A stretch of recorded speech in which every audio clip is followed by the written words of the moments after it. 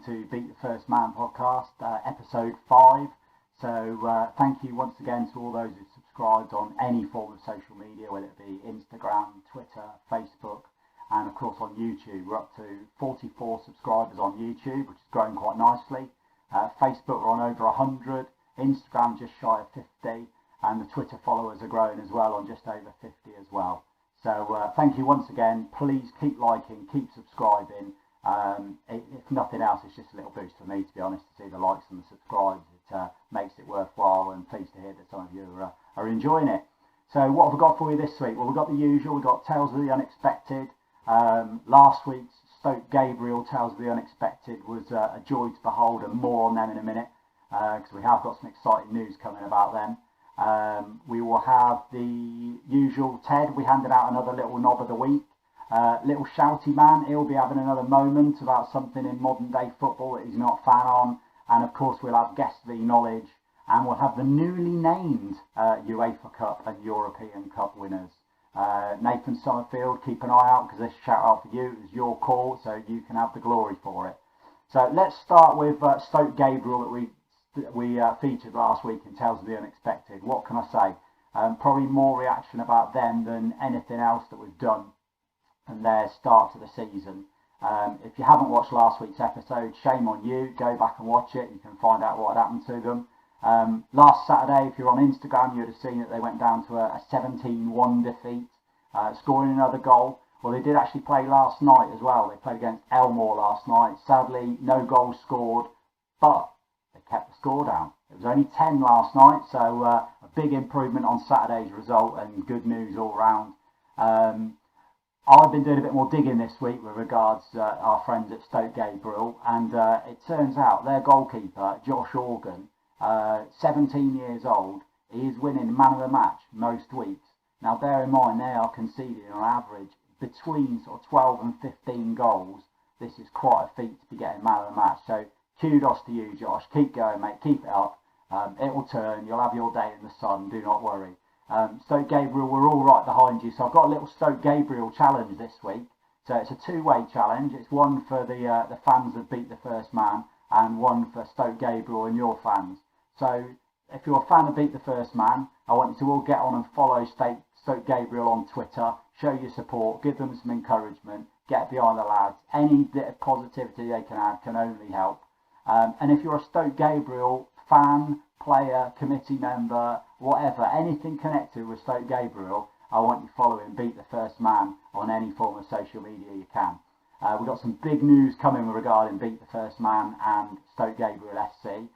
We will be combining in one way, shape or form. I can say no more than that at the moment, but keep your eyes out, and we will be doing Stoke Gabriel updates every week.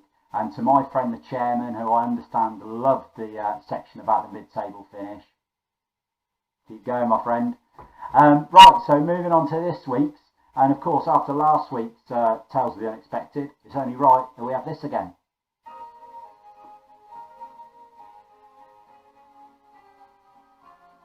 I've forgotten how bad that theme tune was to that programme. God, it really is dreadful.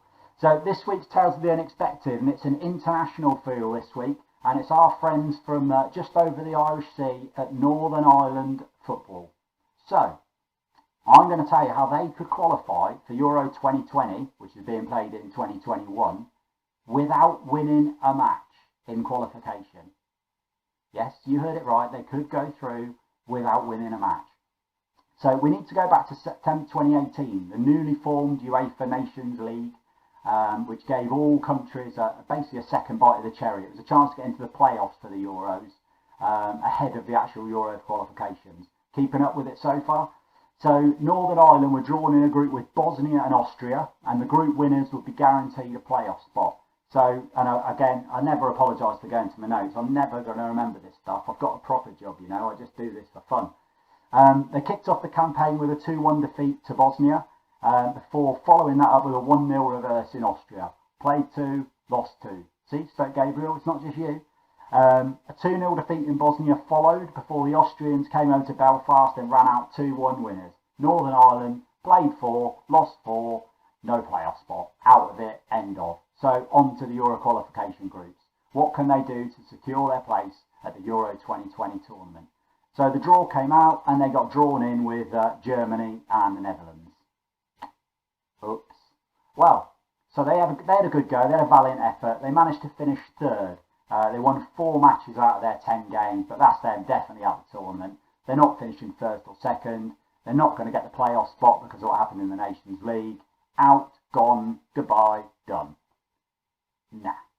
So the complicated workings of the Nations League, that it went down to rankings and how teams who finished top or second in their groups did in qualifying, blah, blah, blah, blah, blah. To be honest, it's easier to crack the Da Vinci Code than it is to work out how the Nations League works. I haven't got a clue. I've got no idea whatsoever. But basically what happened is they drew Bosnia again. Remember them that beat them twice in the qualifying section? So Bosnia in the semi-finals of the playoffs for the Nations League against Northern Ireland. So don't forget, Northern Ireland's only route now is through the Nations League, where they've played 4 and lost 4. So they draw Bosnia, they go away, a valiant attempt, and they manage to secure a 1-1 draw after extra time, taking the game to penalties. What happens? Of course they win on penalties. So Northern Ireland go through to the playoff final, where they will meet Slovakia in the final. There are 5 games to get to the final of the playoffs. Played 5, won 0, drawn 1, lost 4. They meet Slovakia. A draw and a win on penalties. Northern Ireland will go to the Euros without winning a single match on the way to the tournament. Bonkers. So it's fair to say the Nations League, not only is it complicated, you don't even have to win. Just somehow scramble your way through. Just finish your games and you've got half a chance of qualifying. So there you go. Northern Ireland could qualify for the Euros without winning an actual match. So Shouty Little Man. Right. I can never quite decide whether to call him Shouty Little Man or Little Shouty Man. So we're just going to mix the two. Bit of fusion for you there. There's some big things going on in football this week to moan about. We've got VAR again and the decisions that happened at Goodison Park. We've got the European Super League. But let's be honest, Little Shouty Man goes for the far more important things in football. And today's rant is XG. What is XG? So, XG, expected goals. Let's start with one serious issue with XG. Expected goals, expected, that begins with an E. It should be EG, not XG. It's not expected goals, it's not starting with an X, it's not like X-ray, it's expected. E-X-P-E-C-T-E-D. If I spelt that wrong now, I'm going to look a right idiot. Anyway, so expected goals. So this is where the analysts and the super brainy amongst the football world come up with how many expected goals one team should score against another team. So let's say, for sake of argument, Tottenham win 2-0 against Southampton, for sake of argument. So after the game, it'll come up saying goals, Tottenham 2-0, expected goals, Tottenham 1.26, Southampton 1.47. It means nothing. It's a nonsense. Absolute waste of everybody's time. Even on Match of the Day, they show the expected goals. It's just bunkum. It's just, oh God, honestly, it's so frustrating. But this is the best of it. So last year on Twitter, after a Leeds game, I got into a bit of a debate with one of these analysts who was on Twitter about a Patrick Bamford chance. So it was a game against QPR when he went running through, and I said on Twitter, he should score. Simple as that. It was a great chance, he should score. To which this analyst piped in with saying, I think you'll find it was only a 0.51 chance of a goal. What? I can just see that on a Sunday. Hey, Smithy, that was a 0.57 chance of a goal. What are you doing? I'm not being funny. It's just nonsense. It's just rubbish. I get that they want all the analysis. I love the analysis. I support a football team whose manager is analysis mad. I'd love to get his take on XG because I just don't see how it plays a part. I get possession. I get the giving up chances. But XG, it's EG. Change it to EG and I might even let it go. There you go. Shouty Little Man's rant over. Just get rid of it. It's a nonsense. Anyway, guess who's back? It's Ted. Here he is. So, Ted it turns out, apparently hijacked my Instagram account on Wednesday night. You got anything to say about that, Ted? You thought it would be funny to cost me money because I haven't paid for the rights for you to speak. Brilliant. So Ted, it's a tough week for Little Knob of the Week. There was a few candidates, wasn't there? Yeah, there was a few on Twitter, some suggesting that Tottenham fans were enjoying being 3-0 up against West Ham with 8 minutes to go, celebrating too much. That was one of the suggestions. Jordan Pickford got a shout out for his tackle on Virgil van Dijk. But Ted, I need to know, who are you giving it to? I have to agree. I'm a little bit biased, Ted, but I have to agree. Just tell me once more, because it makes me laugh. Okay. So Ted's Little Knob of the Week goes to former Aston Villa striker Gabby Agbonlahor. So Gabby Agbonlahor, according to Ted, it's his decisions, not mine. He tweeted after Leeds lost to Wolves, saying that Leeds were just a side who ran around a lot, and if you outworked them, your quality would shine through. Now, Gabby, I don't mean to be funny. Last year, Leeds won the Championship by 10 points. That's quite a substantial gap. They come up to the Premier League, they've only played 5 games, they picked up 7 points, including a draw with Man City. They ran Liverpool fairly close in their first season back.